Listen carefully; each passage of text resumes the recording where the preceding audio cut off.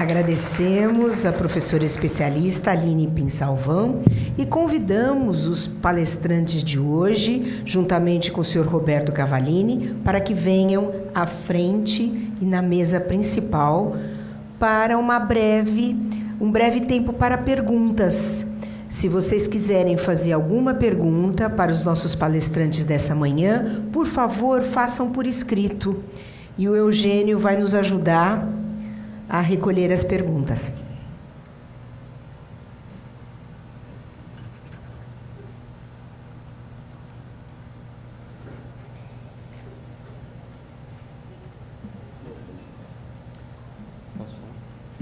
Posso falar? Não. Obrigado. Gente, primeiro, eu falei, posso falar, já pega o microfone, né? Enquanto eu assistia, parabéns pelas duas palestras, parabéns principalmente a Aline que fechou, né? Assim, eu coloquei esse questionamento. Eu vejo um excesso de diagnósticos, porque quando eu chego no consultório, todo mundo é autista, ou tem depressão, né? Eu tenho fobia social, e que bom que você pôde esclarecer o que é um diagnóstico bem feito, do que é essa vulgaridade de diagnósticos, que toda hora eu não questiono, né? Mas eu também vejo que muita gente busca um diagnóstico para dar uma justificativa, né? O que é outro fator.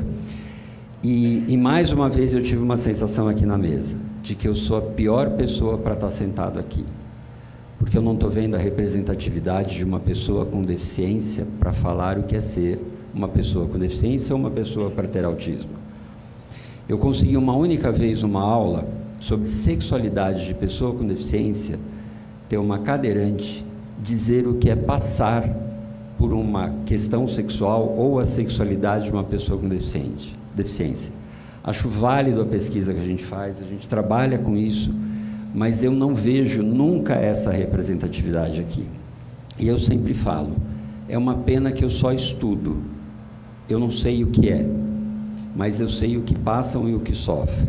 Então, parabéns, gostei, acho que foi um conteúdo muito rico, parabéns. Eu quero parabenizar todos. Nossa, hoje foi forte, não é? Aline, doutora Michele, professor Luiz aqui, mas eu sentado lá ouvindo o que eu já li, o que eu já participei, é uma coisa tão complexa, gente, é tão complexo, tão difícil, que tem hora que dá vontade de falar, quer saber? Esquece desse negócio, porque nós não vamos chegar a lugar nenhum, mas também não podemos falar isso. O Luiz, que é o certo ter uma pessoa aqui, uma deficiência para falar, mas não, no meu conceito, no conceito de Cefatef, nossa visão, é a família. A família é o alicerce da sociedade. A família é o poder da sociedade. Se dentro da família, a família está preparada para ter uma pessoa com deficiência, diferente qual for, se ela estiver preparada, se ela estiver instruída, se ela tiver alguém junto dando esse apoio para essa família, ela vai conseguir tirar direito e essa criança não vai sofrer tanto na sociedade, meu modo de entender. O bullying vai ser menor, tudo vai ser menor, porque ela vai conseguir se passar. Então, é a família, é na família que tem que ser feito o trabalho. E sem contar que a parte do governo, aquela coisa toda social que tem que ser feita. Mas eu acho que se não tiver um trabalho dentro da família, não vai para lugar nenhum. Porque a família tem um cadeirante, ela tem um autista, ela tem um Down, indiferente de segredos, aquela coisa toda. Ela está preparada para isso. Ainda vez que a gente vê na televisão, vê isso, vê aquilo, fala uma família, ela está preparada. Nós fazemos esse trabalho, a Aline faz esse trabalho, o professor Luiz faz. Nós temos 2 cursos, tem o autismo, que é um curso de pós sobre o autismo, e tem um curso de pós da pessoa com deficiência na família, que foi o professor Luiz que fez, tá? Ele que projetou. Mas a gente tem que buscar essa família, porque a família ela é reclusa, ela se esconde. Acho que mais que deficiente, tá? Inclusive, essas 2 pós, nós vamos juntá-las, e vai fazer uma vez só e vai sair com 2 certificados de pós, a pessoa com deficiência, o autista e a pessoa com deficiência na família. Eu acho que é por aí mais ou menos, eu não sei, é uma loucura. O que eu vejo muito é assim, quando a gente fala em relação à família, eu acho que o Roberto esclareceu muito assim, e Luiz, eu também acho cada vez mais, porque é isso. Eu sempre digo, eu não posso falar sobre o que um autista vivencia, porque eu não estou dentro do espectro, mas eu posso falar sobre o que a família vivencia. Isso eu posso. Eu posso porque, primeiro, eu tenho na família. Segundo, o trabalho realizado com as famílias e há muito tempo, e vejam, o meu trabalho é com a família dentro da escola, fora da escola, no consultório. É de um enriquecimento para mim tão grande que eu enxergo que quando eu tenho a possibilidade de trazer um pouco sobre o que eles me trazem, de poder compartilhar, eu estou honrando essas famílias. Honrando em relação às dificuldades que elas vivenciam e aos medos que elas passam, aos constrangimentos. Porque são inúmeros. Quando a gente para escutar e não só estudar, quando a gente para enxergar, a gente consegue ter um pouquinho da ideia do que é vivenciado. E sim, tudo, gente, começa dentro da família. Não tem jeito. A sociedade, ela é feita por famílias, a escola é feita por famílias. Então não tem como não falar. E eu acho que assim, o Cefatef é isso, é família, é a base de tudo. Inclusive, temos uma pergunta aqui para a professora Aline. Como trabalhar com adolescente que se corta e pensar no seu futuro? Então, eu preciso só entender o seguinte, se é um adolescente, se vocês estão falando dentro do espectro ou não. É dentro... Ah, da cuidadora. Então, precisa de acompanhamento terapêutico. Vai ter que passar por um acompanhamento sistematizado. Precisa também de alguém, e aí é uma questão importante. Porque, assim, se for falando de uma pessoa que vivencia o autismo dentro da família, a principal questão é o conhecimento a respeito do autismo. Sabe por quê? Porque, por exemplo, essa pessoa que eu citei, ela não tem uma compreensão clara do que realmente o irmão vivencia. Então, ela sempre se sente como sendo subjugada. Ela sempre sente como se ele estivesse levando as vantagens. Só que, ao mesmo tempo, também eu compreendo a fala dela. E olha só como é importante a escuta e o trabalho terapêutico. Porque eu tenho que validar a fala dela, porque eu também entendo que os pais também estão num processo equivocado de achar que pelo outro filho ser autista, ele tem que ter mais privilégios do que ela. Você percebe a dinâmica? Então, assim, o melhor é, para o adolescente, um tratamento psicológico e terapia familiar. A família tem que ser cuidada, porque esse adolescente, ele precisa ser visto dentro da família. Ele precisa ser compreendido também. Porque é isso que acontece. E esse é um outro ponto importantíssimo. O adolescente vai para a terapia e a família continua tocando a vida. Mais uma vez, a gente vai colocando o problema como sendo unicamente do indivíduo. E não é da família como um todo. Porque aquilo não foi acarretado simplesmente por aquele indivíduo, mas foi por toda uma dinâmica familiar. Então, o ideal seria isso. 2 tipos de tratamentos acontecendo ao mesmo tempo. Tá? Não sei se consegui responder. Mais alguma pergunta? Vou só acrescentar uma coisa aqui. Existem casos, eu já atendi, inclusive, famílias que tiveram outros filhos, você já deve ter visto isso muito também, só para que cuidasse do primeiro, que foi, por exemplo, eu lembro de famílias de autistas, que as mães resolveram, né, os pais, né, não só a mãe, resolveram ter outros filhos para que esses filhos que viessem depois cuidassem do irmão com autismo. Então, infelizmente, isso acaba acontecendo mesmo, e é por isso que essas famílias precisam estar sendo assistidas, né, em terapia, enfim, para que esse pensamento pensamento incoerente possa ser mais bem elaborado, né? Não incoerente de modo geral, é claro. Às vezes ela pode ter tido vontade de ter outros filhos, mas é que nesse caso em específico, os pais comentaram que a chegada dos outros 2 filhos era para cuidar do mais velho com autismo. Doutora, só complementando, e aí um equívoco, eu sim, já ouvi isso, mas assim, um equívoco maior ainda por conta da falta de conhecimento. Porque se o autismo é hereditário, isso estatisticamente a gente já sabe que as chances, a porcentagem do irmão nascer depois ser autista é muito maior quando o primeiro já é autista. Olha só. Temos mais 2 perguntas aqui. 3 perguntas que estão chegando.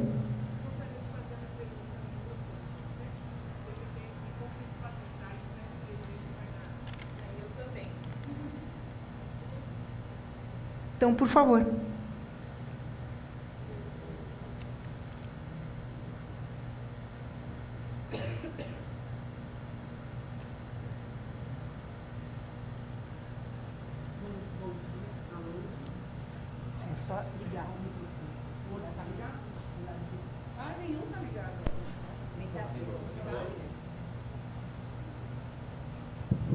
Bom dia, meu nome é Fernanda, eu sou uma mulher branca de 1,70m, quase 1,70m.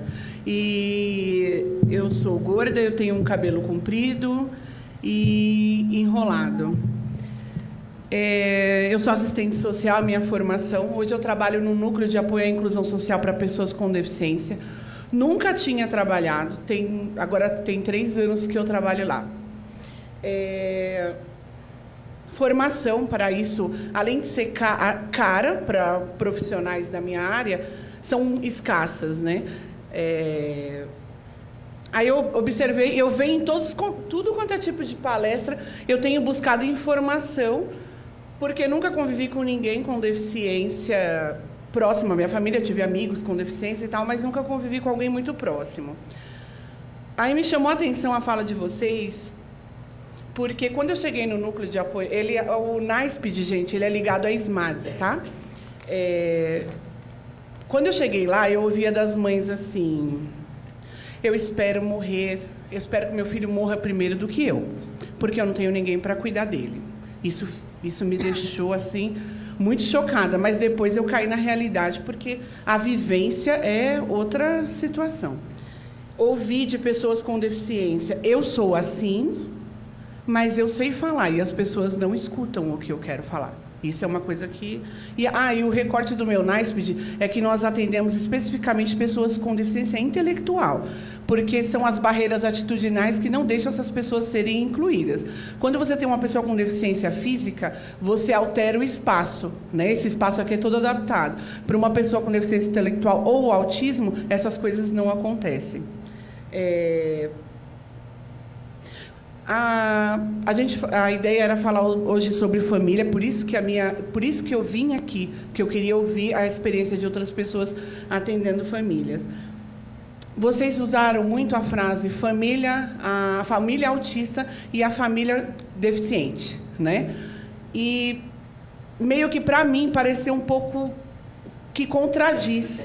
Porque quando a gente fala para essa família, olha, você precisa, para esses membros, né, da família, vocês precisam cuidar de você, e a gente chama eles de família autista ou família com deficiência, será que eu consigo distanciar isso? Isso, como vocês são pesquisadores, eu gostaria que vocês falassem um pouco mais para ampliar a minha pesquisa futura, né?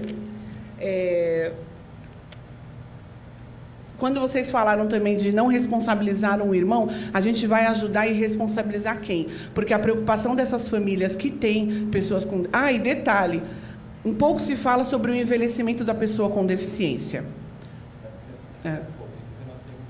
Tá bom. É porque são 3 perguntas, assim. Essa ideia da responsabilização. Nós não temos espaços públicos garantidos para essas famílias, porque o recorte do meu atendimento são pessoas beneficiárias do BPC. Hoje você falou sobre o nível de autismo 1, 2 e 3. Eu tenho lido que não se fala mais ou se fala mais. Como que está essa situação teórica, vamos dizer assim? A ideia da gente falar sobre as pessoas e as suas funcionalidades, nunca peguei em 3 anos um laudo falando sobre a CIF, mas só sobre CID. Isso seria interessante, como que vocês veem isso? E eu achei muito interessante a fala do professor também sobre não ter nenhuma pessoa com deficiência, porque tem professores com deficiência, pessoas com autismo, poderiam estar aqui, é muito interessante ouvi-los falar, justamente por não sermos pessoas com deficiência. E só uma observação, os pais homens não abandonam a família porque são pessoas com deficiência. Eles abandonam porque a nossa sociedade permite a não responsabilização dos homens mediante o cuidado das pessoas. Eu acho que isso precisa ser bem pontuado, tá? Obrigada, gente, era isso.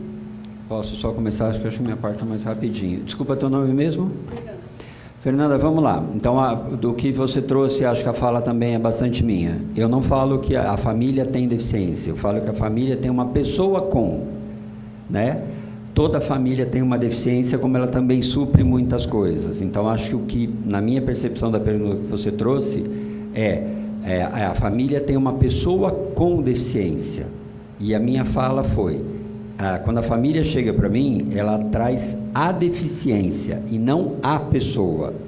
Ela resume, como foi dito pela própria Aline, né? É autista, então eu resumo ao autismo, ao característico do nível 3 ou do mais comprometedor. O que modifica na minha percepção é de quem que eu estou falando. Do que o CID determina ou de alguém. Se eu olho para alguém, é uma outra perspectiva. Se eu olho para CID, eu estou falando de diagnóstico. Da minha parte, acho que... Só respondendo rapidamente, nível 1, 2 e 3. Ainda assim é utilizado, porque é uma forma, como eu expliquei, para se entender a necessidade do suporte necessário. Tá? É muito debatido, mas por quê? Pela falta de conhecimento que leva a crer, por exemplo, que nível 1 não tem problema nenhum. Tá? É por isso. Eu confesso que eu me perdi um pouco nas perguntas, mas vou tentar responder o que eu lembro, tá?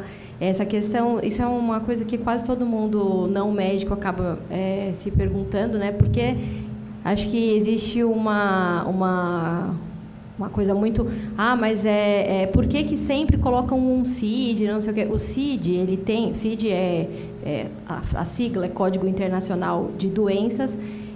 Não existem só doenças dentro da descrição, né? Então, existem procedimentos, existem situações que também têm CID.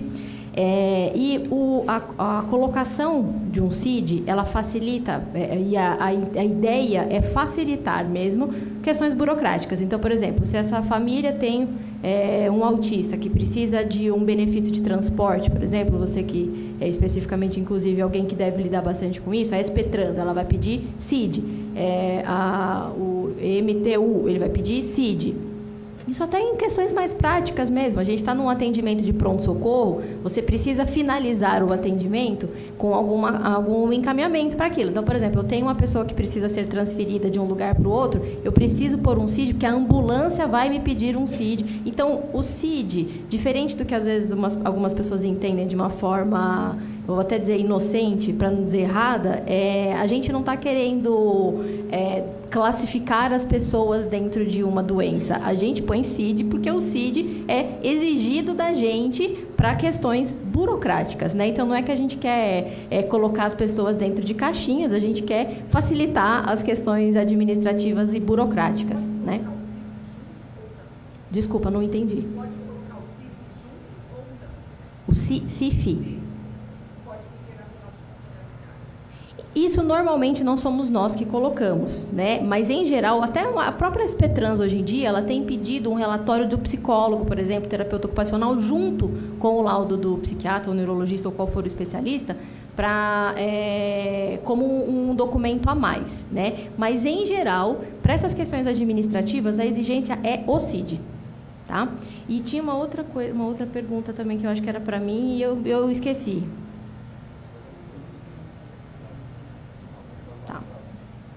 Então, nós temos primeiro um depoimento. Ela fala, aqui sou uma mãe atípica, de espectro autista e psicanalista. Convivo no ambiente escolar como policial militar. Presencio crianças com TEA sem apoio efetivo dessas crianças, né? Teríamos que ter mais grupos de apoio para essas crianças na vida escolar. Então, isso é um depoimento de uma mãe e é isso mesmo, né? A mesa concorda. Temos mais uma outra pergunta. Uma criança deficiente diagnosticada com TDAH, mais ansiedade generalizada, pode ter o diagnóstico alterado por um psiquiatra ou neuropsicólogo através de teste para fechar esse diagnóstico, alterar e fechar esse diagnóstico através de um teste? Eu não sei se eu compreendi, mas TDAH e qualquer outra? Mais ansiedade generalizada. Se a pessoa tiver uma deficiência, e aí eu estou entendendo talvez deficiência que estejam falando seja intelectual, em geral uma pessoa com deficiência intelectual não tem comorbidade de TDAH. Ansiedade pode até ter e tal. Mas a deficiência intelectual, em geral, ela explica melhor outros sintomas de outros transtornos. Então, se tem deficiência intelectual, não precisaria colocar o CID de TDAH, porque as questões disfuncionais são mais bem explicadas pela própria deficiência intelectual em si. O que às vezes acontece, agora mudando para a segunda parte da pergunta, é que existem divergências de opiniões entre os médicos também. Tem médico que você vai e um vai achar que é TDAH, tem um que você vai e vai achar que é fobia, ou então que os sintomas são provenientes de quadros ansiosos. Então, às vezes, existem diferenças de opiniões entre os especialistas, até porque a gente está falando, principalmente em saúde mental, de coisas muito amplas, né? O que às vezes um avalia de uma forma, outro avalia de outra. Assim como você vai, por exemplo, a um pronto-socorro, vai ter médico que você vai chegar com um sintoma de febre, um vai achar que é dengue, o outro vai achar que é gripe e tal. Entre nós também existem divergências em relação a opiniões sobre o diagnóstico. Então, não é que muda o laudo, nem muda o CID, né? Muda o diagnóstico. O que às vezes pode mudar são as opiniões de cada profissional, e isso pode acontecer. E temos mais uma pergunta. No caso de mobilidade física, dificuldade de caminhar devido dor na coluna de uma pessoa idosa, é considerado deficiência? A gente tem hoje visto muitas pessoas procurarem essa questão da deficiência por causa de algumas questões adaptativas, inclusive carros, né? A gente tem hoje carros que têm desconto para pessoas portadoras, pessoas com deficiência. Eu não sei dizer quais são todas as patologias que não sejam da saúde mental, quais são e quais não são, mas existem pessoas que não nascem com uma deficiência e que posteriormente desenvolvem transtornos, né, qualquer que sejam eles, que podem ser considerados deficiência. Tem algumas pessoas, por exemplo, com diagnóstico de hérnia de disco mais limitante, mais grave, que é considerado. Tem pessoas com redução de acuidade auditiva mínima, que também entram para algumas, depende muito do que você vai fazer também. Mas a pessoa com deficiência, a definição, pessoa com deficiência, é a pessoa que tem alguma limitação para estar na sociedade com a plenitude de funcionamento, em geral. Não sei se dá para entender desse jeito, se vocês quiserem caracterizar isso melhor, fiquem à vontade. Completando exatamente isso, é o que compromete de alguma maneira, em menor ou maior parte, o exercício da minha vida. Então, da questão da audição, né? Eu posso ter baixa audição, eu posso ter só do direito, de esquerdo, e aí assim, só para vocês entenderem em termos de lei, o Ministério do Trabalho tem uma definição para dizer o que é deficiência, o INSS tem outra, e, né, eu estou vendo as cabeças de assistência social balançando aqui, então assim, é difícil. Mas vamos lá, na questão do veículo, o que vai dizer não é se tem deficiência ou não, pelo que eu li descrito ali, não caracteriza a deficiência, exceto se compromete a minha atividade funcional. Eu tive uma queda no ano passado, fiquei afastado, né, comprometeu a minha atividade funcional? Comprometeu. Então, eu tive o que é chamado de deficiência temporária. Naquele período, mas eu não sou uma pessoa com deficiência. E quando a gente vai pedir, principalmente, a licença, a pergunta do questionário é: por quanto tempo isso permanece? Se é permanente, eu não questiono. Se é por período, aí sim eu vou ter isenção do estacionamento ou do rodízio. Então, a definição de deficiência está associado a comprometimento de funcionalidades na vivência do dia a dia. Esse caso, só se for laudado que comprometeu, senão, não. E nós temos um último depoimento da nossa amiga, que gostaria de fazer uma pergunta à mesa.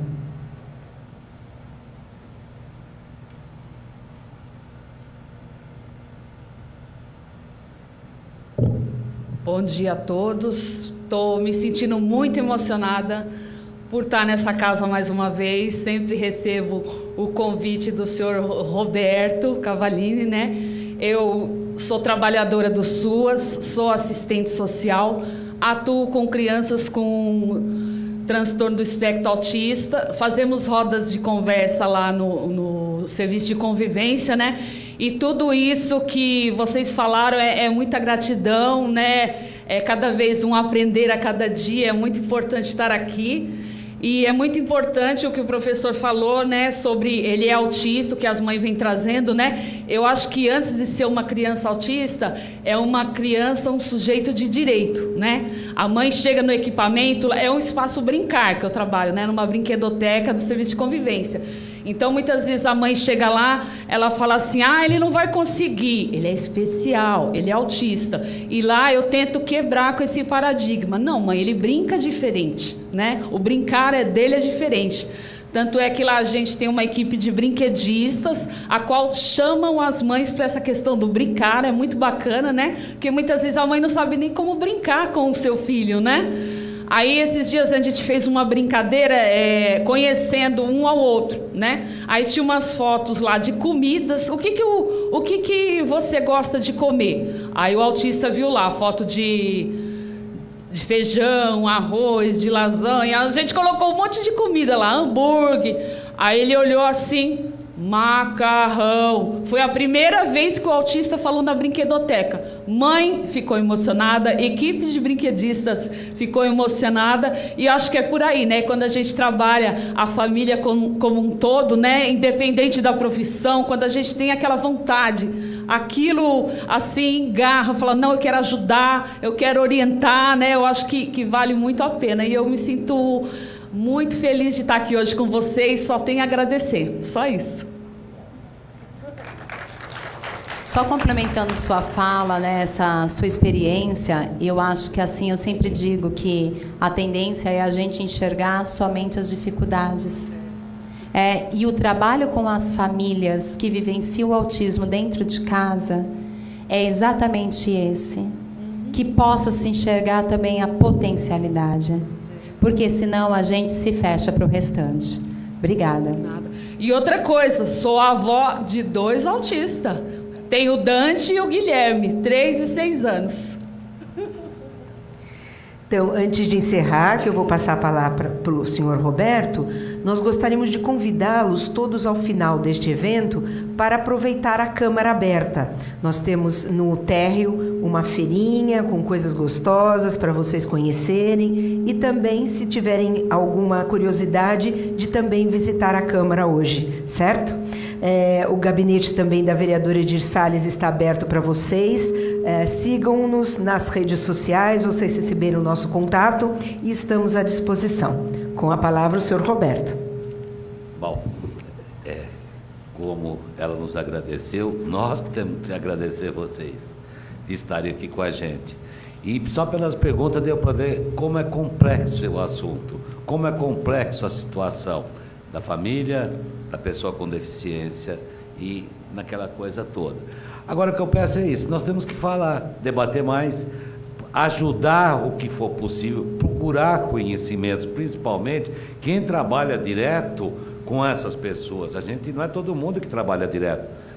A doutora faz um atendimento, o Luiz, mas vocês trabalham direto ali, estão pegando, não atendendo, mas trabalhando. Então, vocês têm que trazer isso para nós.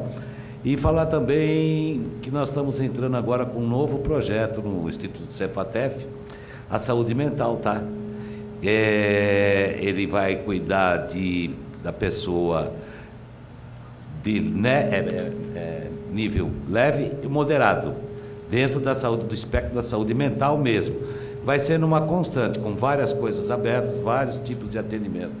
A doutora Michele já está encabeçando com a gente, o professor Luiz, e tanto a Aline também, e mais outros profissionais, mas isso vocês vão saber futuramente. Vamos marcar outras datas e faço o convite novamente para vocês, para o segundo semestre, e agradecer a todos vocês, mesmo dizer que o Cepatef está à disposição de vocês. O que vocês precisarem, nós estamos lá para fazer atendimento social, o que precisarem, tá? Obrigado, pessoal.